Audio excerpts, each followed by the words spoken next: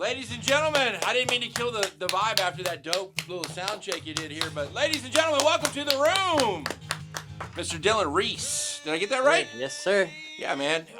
Cypress, Texas's own Dylan Rhys, one of the superstars amongst the young folks here in our neck of the woods, as far as talent is concerned, dude.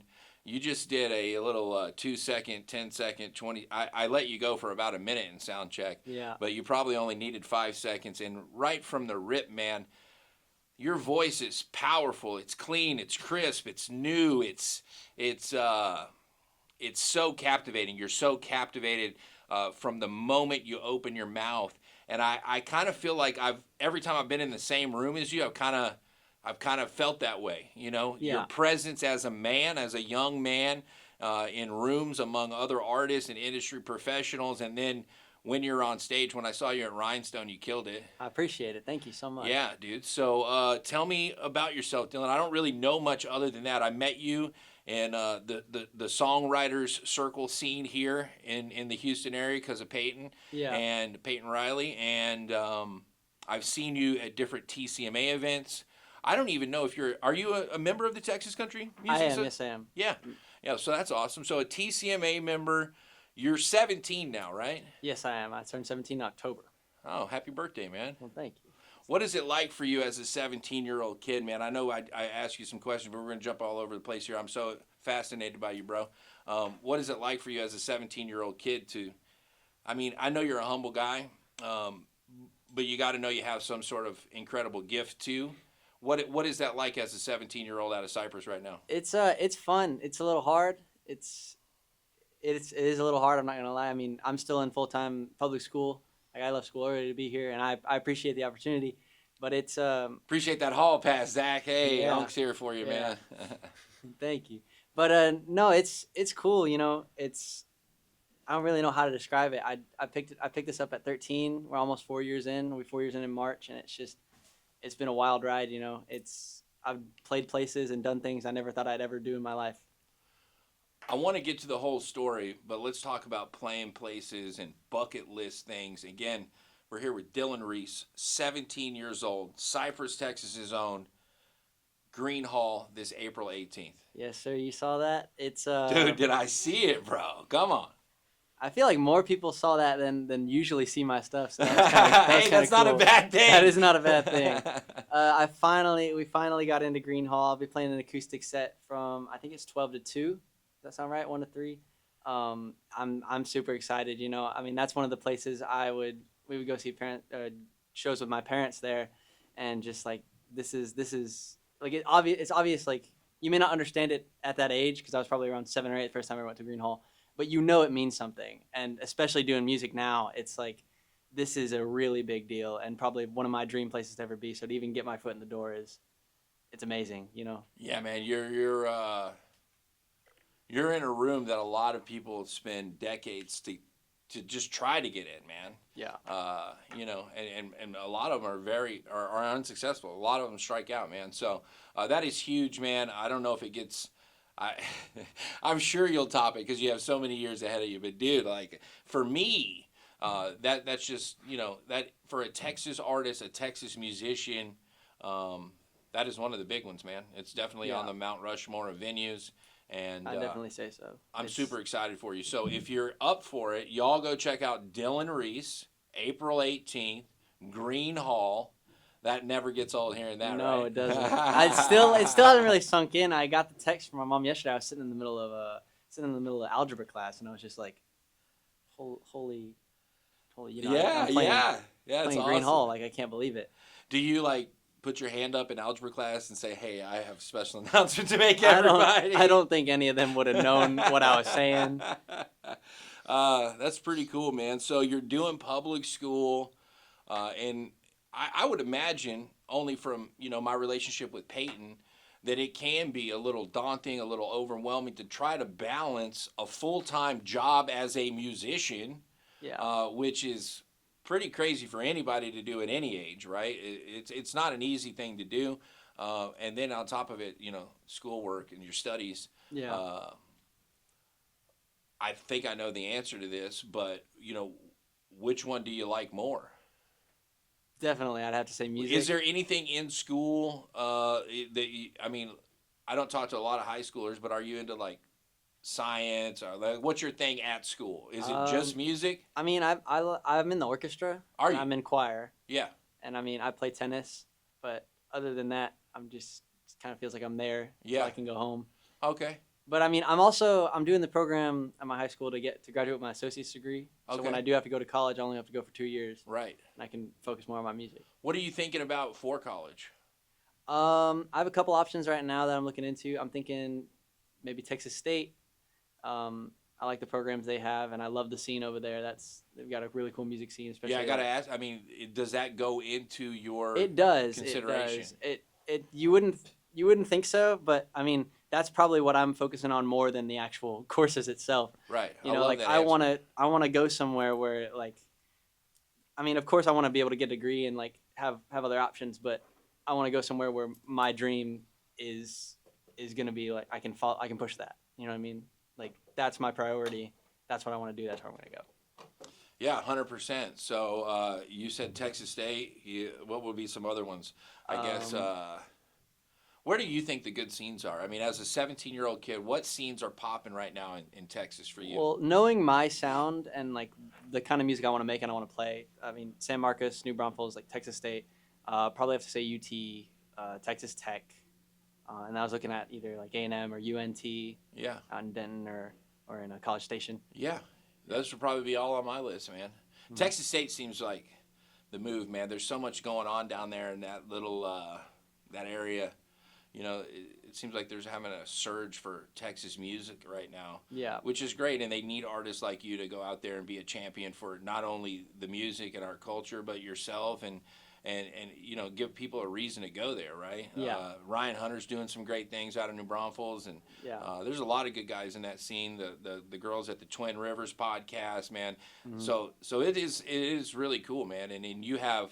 Well, you're going to do a short version of college, you said, because of that program you're in. But, you know, that'd be a good little 2 years for you there, man. You make some huge fans that really, you know, benefit you at the core of your fan base. I mean, I plan to stick around longer than 2 years. I've always wanted to live over there. That's like we go over there pretty much every summer, and just the feeling I get from being there, I feel more connected to playing music. Like it's a different atmosphere. And I love Houston. I love being here. I love playing in Cypress.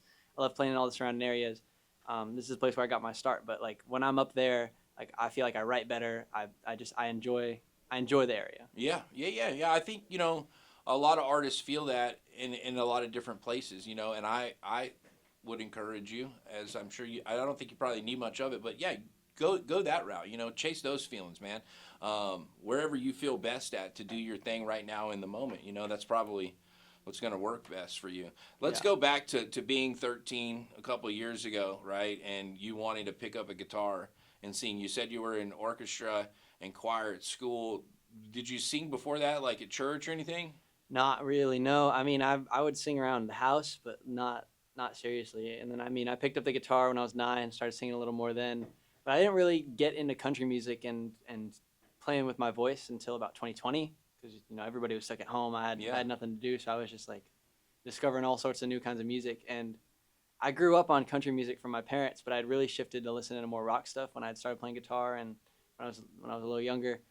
And then 2020 hit, and I see all these cool people like Parker McCollum and all these guys that were just now like starting to break out, like all these new artists. And I was like, this is a sound I've never really like looked into, but I'm really interested in. And I just started playing from there.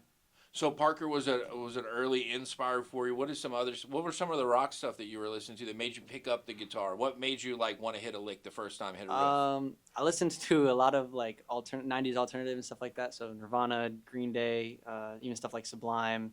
Or you go back, I mean, I played a lot of like Black Sabbath, AC/DC, stuff like that. Yeah. You can tell my producer Dale is super excited about that. Yeah, that's awesome, man. And I think, you know, it makes sense being from Houston, right? This is kind of a country rock town. They're both pretty prominent down here. Would you say that this area so far has influenced your music? I'd say a little bit. There's a couple cool venues and stuff like that where, you know, you'll go and see. And I mean, you've obviously got 713, and there's a lot of like great country artists that come through here. I can't think of anybody off the top of my head other than Parker that's really from close out of Houston, unless I'm just missing an obvious name, you know. Where do you get like an inspired to write? Because again, we're here with Dylan Rhys tonight. Dylan Rhys sounds like Texas on 100.3 The Bull, your hometown radio station, bro. Yeah. You tell the kids at school about this or what?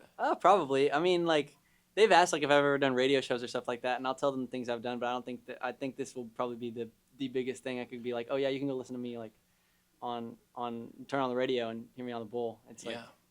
What do you find yourself, again, I want to go back to the songwriter because I love the fact that you're so good, you're so talented, but you're also writing your own songs, which that just instantly screams longevity and, that you should be here. What do you find yourself wanting to write about? What do you find yourself writing about as a teenager in Texas? I wrote a lot of story songs, honestly. I joked about this when I started writing songs when I was 13. Like, I haven't lived a ton of life yet, and the life I have lived, like, knock on wood and appreciate my parents, I haven't had a lot of hardship in my life. Right. So I write a lot about made-up stories or other people. Write a lot of sad songs. I don't know why. I feel like I'm a very upbeat, upgoing person, but that's just kind of what flows out of me. Just whatever I feel in the moment is what I write. Mostly sad story songs, but yeah. Tell me about your latest single that the one that's currently on iTunes. If people go there. So you're talking about One More Night, or yeah, One More Night. That one we released back in the summer. I wrote that one with a friend of mine when I was actually up in Nashville, 2024. Her name is Sammy Ray. She was from College Station, and she moved up there not too long ago. And we had met through TCMA Awards. Awesome. And I told her, hey, I'm coming up a couple weeks in advance, or a couple weeks later. Would you want to get together and write? So we sat down in the middle of Centennial Park, and we were both like, we're gonna write an upbeat. We're gonna write a fun summer song, and it immediately shifted into a breakup song because that's just both of our styles of writing. But it wasn't about any specific person. We just tried to channel the feeling of what that person was going through, like having to leave somebody that you just spent all this time with, and it came out beautifully. Yeah, man. I really, really enjoy it. And tell me now where you're at, Dylan, with like, what are your plans musically? Are you putting out an album? Are you putting out an EP? What's the moves for you in 2026? Honestly, 2026, I've finally built a band, so we're booking quite a bit of band shows, which has been really fun. Just writing a ton. I don't have a ton of music that I want to release right now. We'll probably release 2 or 3 singles throughout the year, and then charge up either an EP or an album next year is what the hope right is. On. Where have you done? You said Nashville. Did you record that in Nashville too? I did not. I recorded it in New Braunfels, actually. Okay, cool. Studio called Beagle's Nest. Yeah, I'm hearing a lot about Beagle's Nest. Yeah. Man. A lot of younger folks are going over there and using them. They're doing some cool stuff. Zach and Matt are really good guys. I mean, they were in the scene, or still are in the scene. And they've been there for a really long time. So they just opened up this studio, and it's been fun working with them. Right on, man. Again, we're here with Dylan Rhys. Dylan Rhys sounds like Texas, right out of Cypress, right here in Bull Country. He's one of our own, y'all. Excited to have you here today. I want to get you to play a couple songs here in a few minutes, but I want to ask you before you get into that, what does it mean to you? First, I'm going to ask you 2 questions here. First question is, if we were to do this interview 10 years from now, the same interview, what are you going to be talking about to me then? What are you going to be telling me? What's happened in the last 10 years? If we don't see one another for a decade into the future, what is the Dylan Rhys story going to shape out to be? Man, that's a good question. I mean, hopefully I get out of college, I grow a fan base. I'm headlining Gruene Hall, playing Whitewater, playing some arena shows, 713, just chasing the dream still. I mean, I feel like you never get to that point of like, this is enough for me. But I mean, just like, put out a couple albums, had some good success. That's the dream right there. Just have not necessarily a huge fan base, but a dedicated fan base. And still have the hunger, right? Yeah, still have the hunger. I love that, man. I do want to ask you real quick before we get into some of your music. Dylan's going to play a couple songs for us tonight. I hope you'll do 2. I didn't even ask you. I can do 2. Can you do 1 or 2? It's whatever you want. I can do whatever you want from me, man. I don't want to put you on the spot, but I'm here to, help you and promote you. You can do whatever you'd like. But Dylan, what does it mean to you? You're 17, but you seem to have, wisdom beyond your years and kind of realize what's happening, and you're not caught up in the moment, right? You're able to step back away from it and kind of watch what does it mean to you to be a young artist that represents Texas in country music? Um, it can be kind of scary. You know, I've had people tell me, and you are also one of them. Like, this is the next generation of what's coming out of Texas, and it's really scary, but it's also really confidence boosting, and it drives me more. You know, I want to be what they're saying I'm gonna be. You Yeah. know, it pushes me to keep going, to keep writing, to keep playing shows, grow my audience, do more, because I want to be that next generation of Texas country music.